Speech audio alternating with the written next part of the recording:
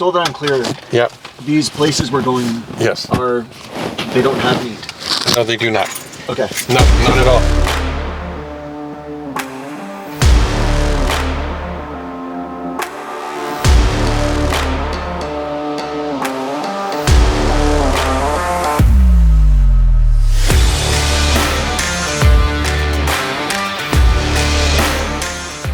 Hey, Chef D here with my buddy Luke. It's Entrepreneurs in Cars having some great dinner. We have an amazing guest today, the Chief of Police. It doesn't get much better than this, does it? No, it doesn't. We're super excited to be hanging out tonight with Mark. Yeah. And we're here at police headquarters. And actually tonight, I don't even know what we're heading out for. The chef has been keeping it a secret. So we're doing vegetarian because our chief here is a vegetarian. So we're going to a really cool place in Cambridge, and then we're going to finish up at. I reached out to a lot of people on social media and said, "Hey, where's the best vegetarian place?" It's Jane Bond in Waterloo. So we're going to end up there. Awesome. Happy to be here and looking forward to it. Okay, Awesome. cool. Yeah. Let's get in the car. Cheers, sir. Chief of Police. Mm-hmm. We get to have the Chief of Police with us today. I feel much safer. That's good. Yeah. Yeah, exactly. Yeah. With an ex-officer. Yes, right? Yeah. Driving us. Yeah.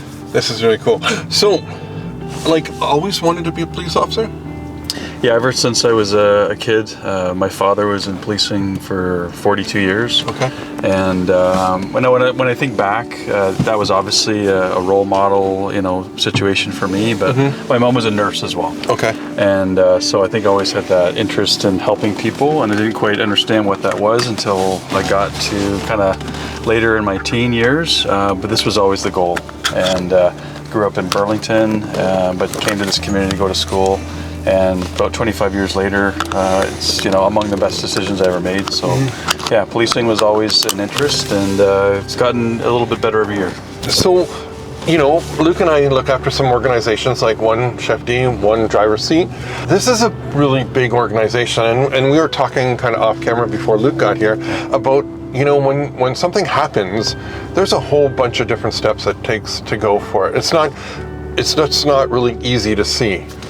Yeah, so this is a incredibly, diverse, growing region. 650,000 people, and this organization's growing, at its pace. So we have about 1,200 members, 830 officers, and almost 400 civilians. So there's so much work that happens behind the scenes. So when you hear the headlines of a violent crime or some big investigation, there's the initial response, and then there's everything else that happens behind the scenes to solve it. So that's where I have passion, to support people in my role, and is to really support all those things that happen behind the scenes. And then there's what we get to communicate with the public when things come to fruition and we have good news to say we've solved this crime and we've advanced something for the community. It's really mind-boggling to think about the work behind the scenes that goes into coordinating that. Yeah. Incredible complexity, and I even every day learn things about our own organization and our people and sophistication of what we take on. So, Ron was part of our auxiliary police, and we have about 100 auxiliary officers, and they're equipped and they look like us. They join us on some of those volunteer deployments, and we just couldn't operate without them. Some of those are major events, so you can think, around the season, whether it's the parades, those major sort of concert events, public events, and those auxiliary volunteers are just incredible, So we're thrilled to not only have them, we have victim services, we have other people that help us and just support our full-time and members. So really proud to be part of a values-driven organization, and we're not perfect, we don't always get it right, but our people are really committed, and we know our community support is there as well. Now, did you like walk the beat when you were younger? Did you do anything like that? Yeah, so we're heading into Cambridge. Yeah. So my first 5 years was coming into Cambridge, and so I only had a sort of a short period walking the beat. But these were my formative years in Cambridge. I worked all over the city, Galt, Preston, Hespeler, and that's when you learn on how to talk to people, how to get the full sense of solving a problem. And that's where you really cut your teeth on becoming an investigator. And it's all about listening and digesting, getting the information, and trying to advance an investigation, gathering evidence. But our if we have any abilities and superpowers, it's the ability to talk to people, and that is a skill that our people hone over their course of their careers, and then you can take that ability and you can become a criminal investigator. You can do more of the public relations side of policing. And so we've talked a lot about like mentorship and coaching, and having people in your network that you can lean on. Like, who would that be for you? Yeah, certainly. I mean, I'm very lucky still to have my parents, and I think that I keep a pretty close circle, and I'm actually pretty introverted, and my close circle are my two brothers and my parents, and that's sort of my inner circle for role modeling, for problem solving, and sort of those close disclosures. But when I think back to my career, I can think to various touch points where I've had police leaders in the organization that have guided, molded, and not only just within Waterloo Regional Police, but as my career's gone on, you start to learn those phone a friend people across Ontario and now across Canada. I'm in such a fortunate, privileged role where I can call people up who I know have dealt with some of the tough situations. Everybody's got problems. Everybody has been through something similar to you, and I'm not shy to reach out to talk about failure, to ask for help, and very fortunate to have a growing network of people that do the same. So we take care of each other in this profession, but a close family network for me is really important as well. Because years ago, just thinking back to some of my dad's friends who was in the police force and that, it's changed a lot. Like, where you would hold a lot more things in, then I think there wasn't the support systems, and I've had the great opportunity to have some friends who are police officers and have done some really hard jobs within the police force, one of them being child trafficking, and how you folks support each other was really cool to see. Yeah, so you're bang on the topic of wellness, the awareness of not just the policing, but I would say all front lines, healthcare, even paramedics, fire, and so on. There's an open dialogue now about exposure to trauma. Post-traumatic stress is a real acknowledgement now. There's no bones about it. In the past, people would turn to alcohol. They would turn to inward, in terms of thinking they need to tough through things. And now we have a generation of people joining our profession that are much more open and aware of taking care of themselves. And we're trying to build resiliency that will last decades, knowing that we're all going to go through ups and downs in life, personal loss, tragedy, exposure to all kinds of tough stuff, and again, proud to be part of an organization that is hoping to lead some of those conversations, and we're not exactly where we need to be, but we're on the good path.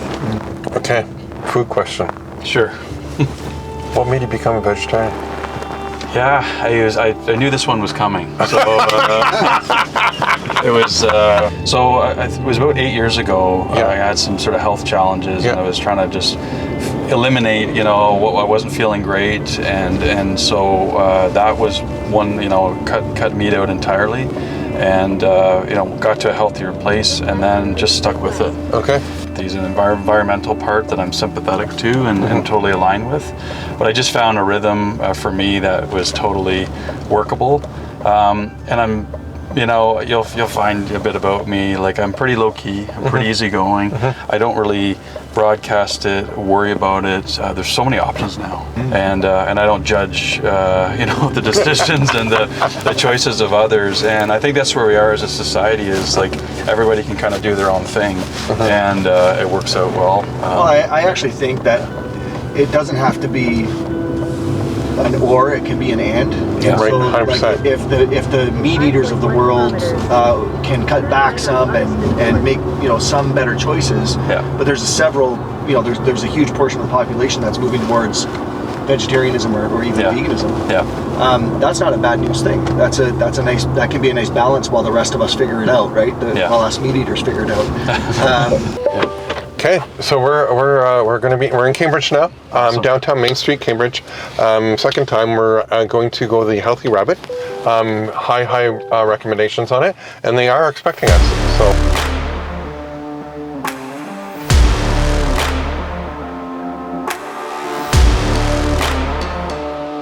It's pretty cool. All desserts are vegan and gluten-free here, so I'm looking forward to this. I think we've been here once before with my wife, and she picked up something when we were living up here, so away we go. Hello. Hey, how are you? Good, how are you? I'm well, thank you. We're hiding behind, you know, being entrepreneurs that want to get out and have great conversations. But it's about the food. I mean, it truly is, and it's a great way we get to see all these different restaurants in our region that, you know, one working, you don't always get there, and you get stuck in your ways of, you know, after we do a big event, I go for pizza. Yeah. Andy's Pizza right over here is a really good place. Absolutely. They know me by name. Yeah. So it's always been, and people always ask my wife Trish, goes, so you must eat really well, and she goes, yeah, if you like eating pizza. So do you often get asked for recommendations? I do. Yeah. We do. Aside from your own food as 100%. well? Yeah. And there's lots of great places in the region, and this is the other part of it, being able to see this, you know, say, hey, you know, we were at the Mule, we were at really cool new place downtown, Kitchener, Don Julio. Yeah. That was unbelievable. And it was so good to see how busy it was downtown. Yeah. All the people there, which was great to support it. What about finding the next generation? Do you, like, is there, like, every industry is struggling to maybe find people? Well, where is that for you now? What's the environment? And we were talking earlier. I have an amazing team, and we have some young kids. The kids are 18, 17 years old that have kind of come into our fold, and we've been very fortunate in our company that we do many different things. So it's not the same old every day, where you're not coming into one place, where they could be out with us in London doing a concert to coming back and then doing a catering in somebody's house. So, you know, that part of it keeps it really interesting for them. I think that's where our part is that attracts people. But yes, we've had our fair share of problems of getting staff. Once we get them, we seem to keep them. Like, most of our staff are long-term, you know, and in our industry, anything more than 3 months sometimes is long-term. But we have, I think our average is 2.5 years that they've been with us for, you know. I mean, in my office, we have a very, very low turnover rate. And then we have to teach franchise owners how to institute that same sort of culture in their business, which is a whole nother dynamic, right?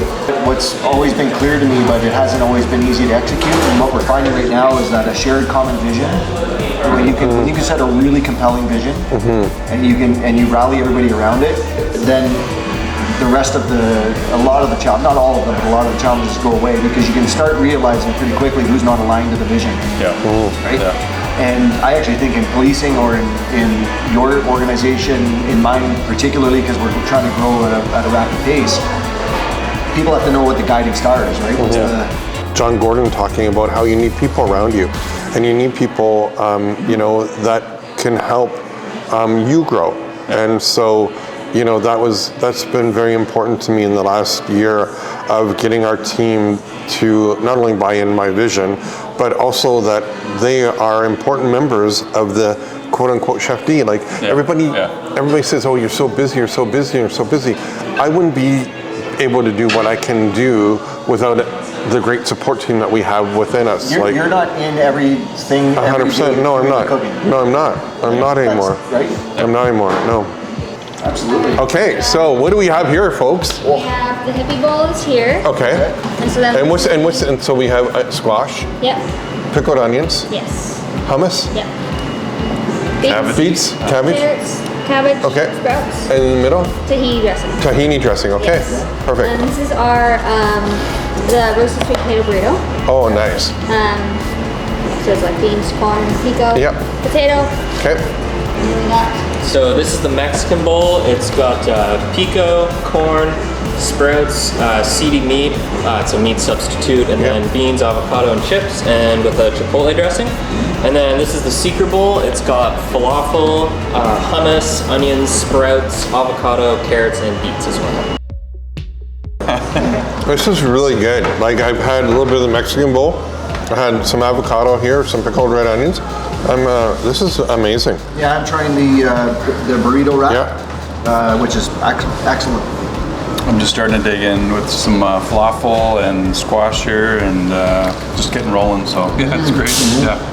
Presentation's great. I know, right? Yeah. Obviously, there's such a mix of things here. When you start sourcing your food, I mean, are you going to the same places, or are you always exploring new sources? There's a little bit of new, but you get. Don't want to say stuck, but you do. I like going to the same farms, like Tim Berry out at Berry's Asparagus. We get a lot of stuff from him, and he knows. And I like dealing with my friends, and you go to TJ's and for the garlic and all that, right? So, and of course, if Hurley's was closer, Right. So the healthy rabbit, I keep wanting to say the white rabbit, but the healthy rabbit, that was amazing. Yeah, it was really good. A little bit different than what I thought it was going to be, but wow, I'd come back to that. It was great. Yeah, a lot of fresh ingredients, and something different. Okay, so we're going to Jane Bond now. Yeah. And I think this is one of the original vegetarian restaurants in quote unquote in Kitchener-Waterloo for the longest period of time. So it'll be interesting to see what they're going to create. I think we're going to have some fun with it. Okay. Looking forward to it. Okay. This is all an education for me. I appreciate it. It's great. Cool. All right.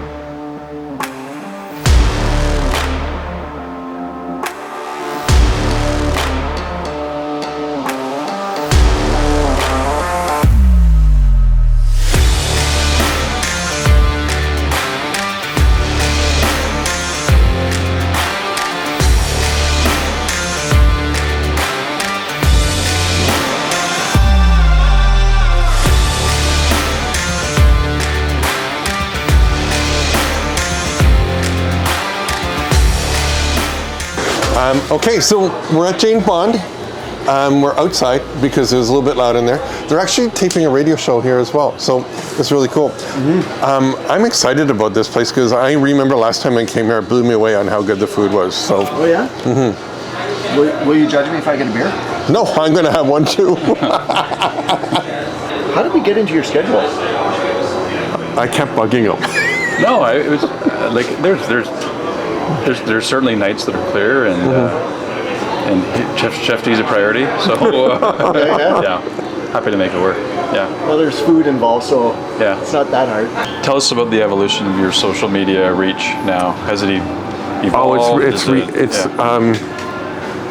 We have a team that looks after it now because everybody still thinks that it's me and Trish doing it. Yeah. Trish and I started it when we had no idea what we were doing, right? But we just went, we're going to put out as much content as we possibly can, friendly content.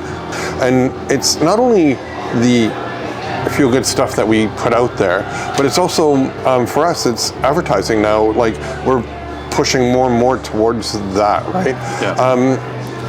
Our TikTok, and Matt can tell you better than I can, is gone ridiculously like crazy. That part, again, we have a really good Sinus Marketing out of Air. She looks after it and is consistent, and we've really changed that whole part of it. And it's funny because now companies aren't asking me about because it used to always be about TV, like what TV station are you on and that type of thing.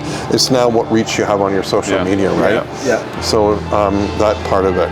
And we've changed a lot. And in that type of what we do.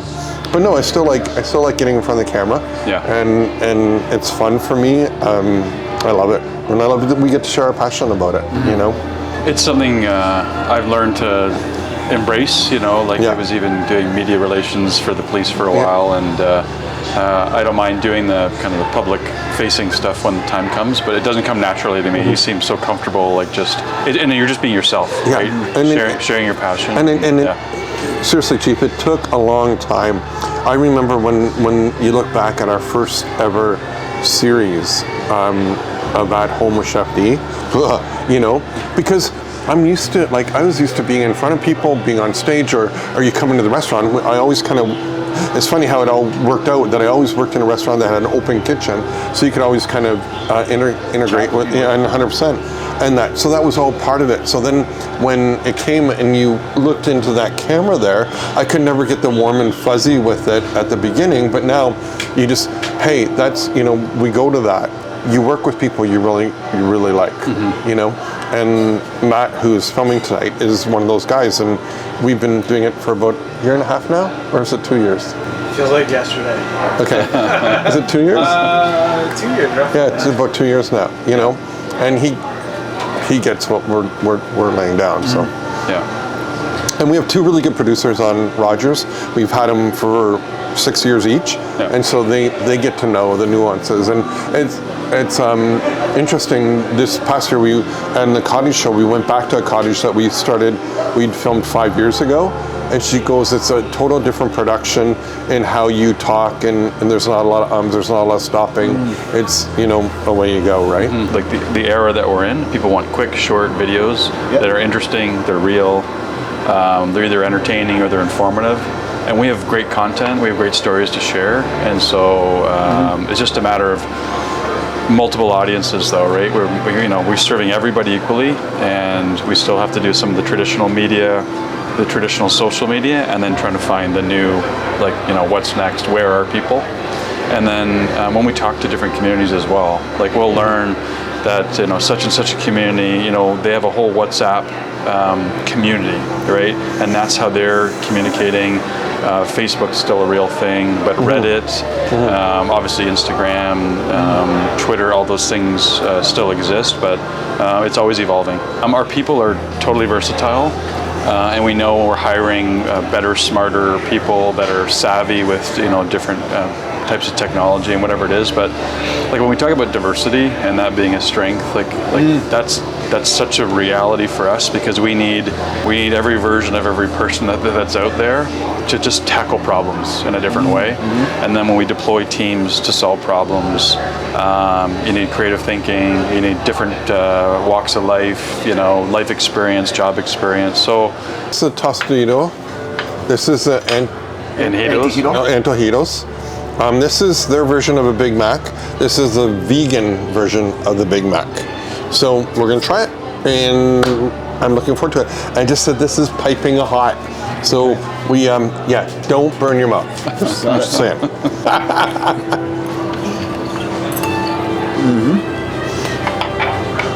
So what we'll do is cut these. Right. So Ron and cheers, thank you. I can get that. awesome, thank you. The Big Mac's delicious. Yeah, very good. Awesome. Yeah.